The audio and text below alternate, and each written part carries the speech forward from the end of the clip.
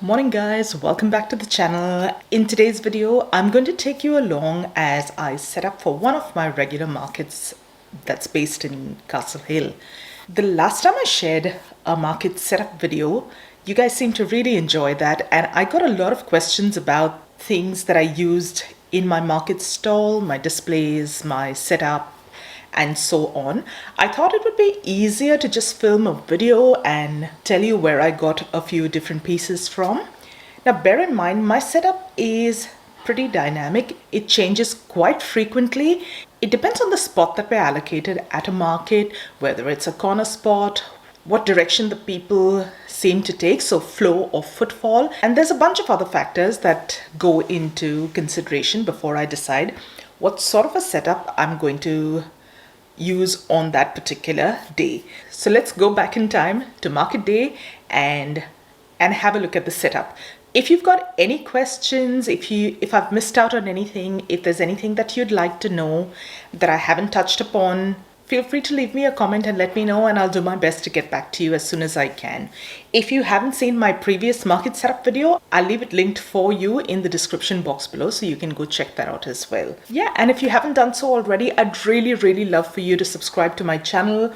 I was just having a quick squiz through the analytics of my channel the other day, and turns out 65% of my viewers are not subscribed to my channel. So if you enjoy these kind of market videos, this kind of content, make sure you subscribe to my channel so that you don't miss out on any upcoming videos. Let's go ahead and take a look at that setup now. Morning guys, it's a beautiful morning. We're at Castle Hill Showground today, and I'm just going to film a quick setup. I don't know how much of this you'll be able to hear, but putting up the stall for today. So our first task of the morning is always the biggest, that is setting up the gazebo. Now, if you're in the market for a gazebo, I highly recommend that you buy one that is sturdy. It might be tempting to go in for the cheaper options, but trust me, those cheaper options tend to break down, tend to collapse, tend to just give you a hard time if the weather is a little windy. A lot of you wanted to know which gazebo I've got. I've got the Australia Deluxe commercial one, I believe that's what it's called. Your local Bunnings or even your local camping supply stores should have some options available. Please bear in mind, this is not a sponsored video. These are just items that I use, and it's always in your best interest to do your own research before you go ahead and purchase or invest in any equipment. This Australia gazebo is slightly on the heavier side, but I wouldn't trade it for one of the lighter ones for the world. We've had a few market setups in wind and rain, and this one stays put. It holds firm. Once my gazebo's up, the next thing I do is set up my tables. I've got two 6-feet tables. These are from the brand called Lifetime. I picked these up at my local Costco warehouse. However, I've also seen this brand available at Bunnings. For some reason though, I found the weight of these a little different in both locations. Even though they were exactly the same size, the Costco one seemed a bit heavier and a bit better in terms of quality. With lighter products and displays, this might not make too much of a difference, but if you've got items that are slightly heavier or fragile, this might be something you need to watch out for.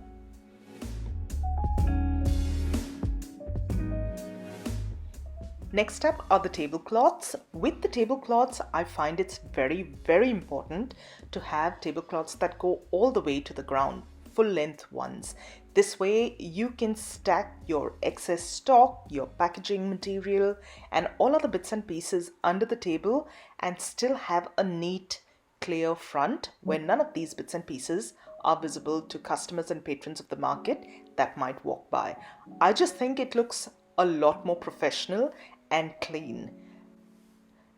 These tablecloths are the rectangular fitted tablecloths which I purchased online from a website called lunaweddings&events.com.au. I've had these for a few years now and I've used them constantly.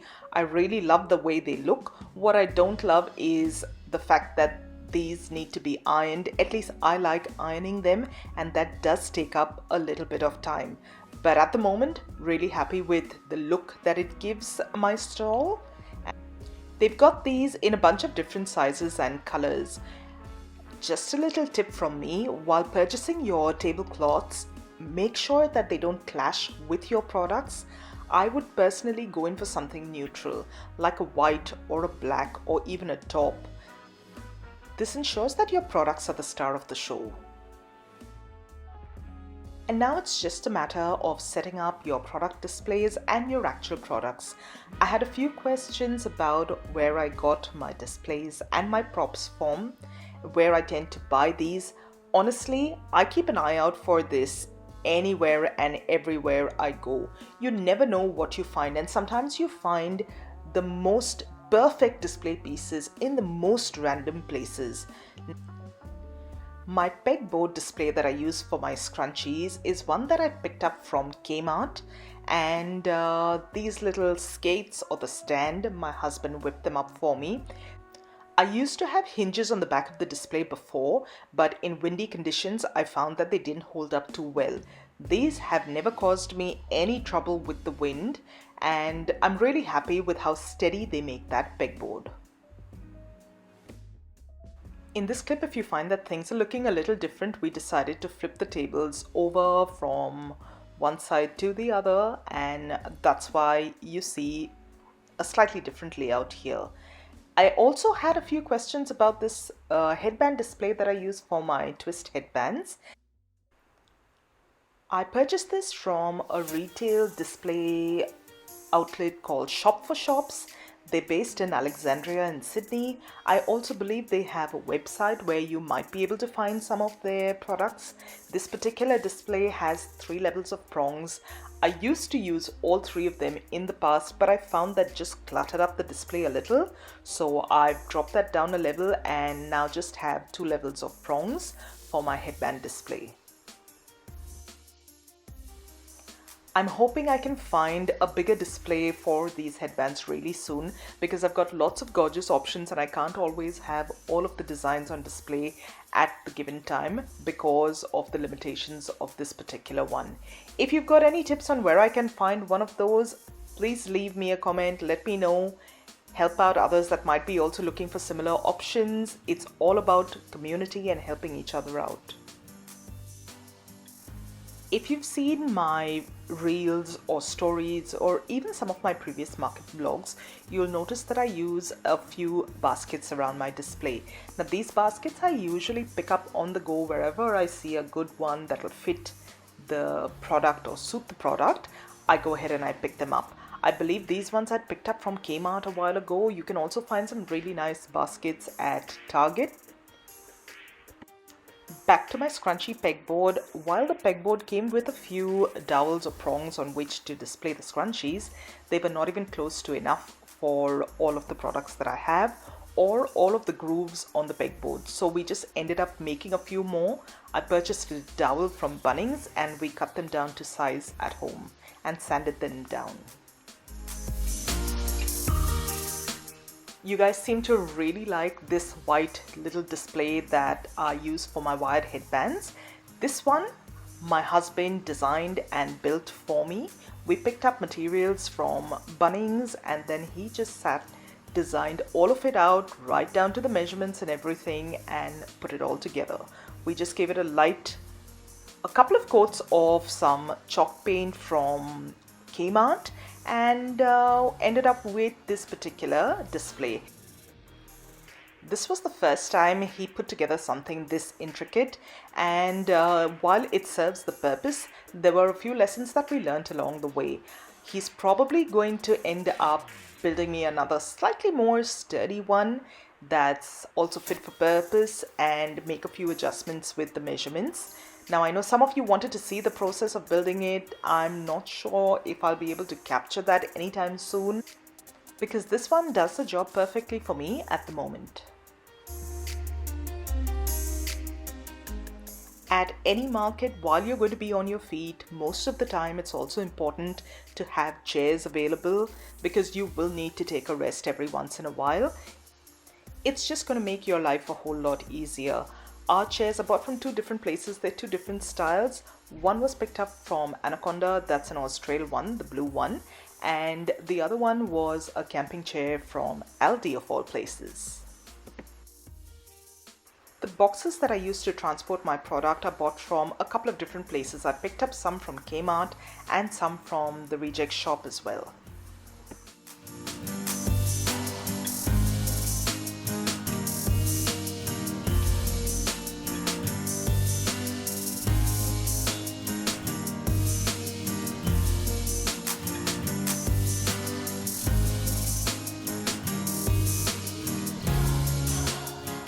These little displays are just some dowels that we picked up from Bunnings, suspended with some slightly thicker macrame cords, and I like the fact that these are flexible in terms of depth or height. This way, depending on the product that's displayed, I can adjust the distance between both of them.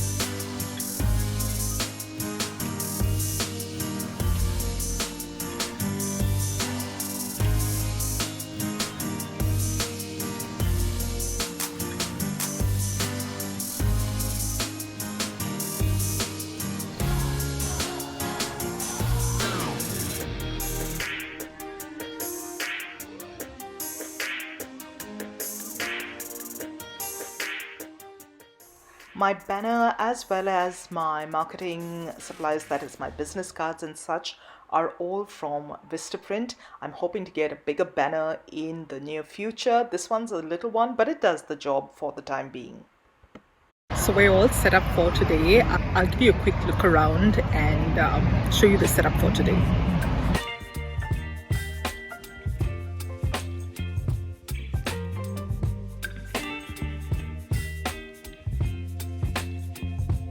So guys, that was it for today's video. I hope you enjoyed coming along and setting up my market stall with me. If you enjoyed today's video, don't forget to give it a thumbs up. It lets me know what kind of content you like. That way I know what sort of videos to put out for you in the future.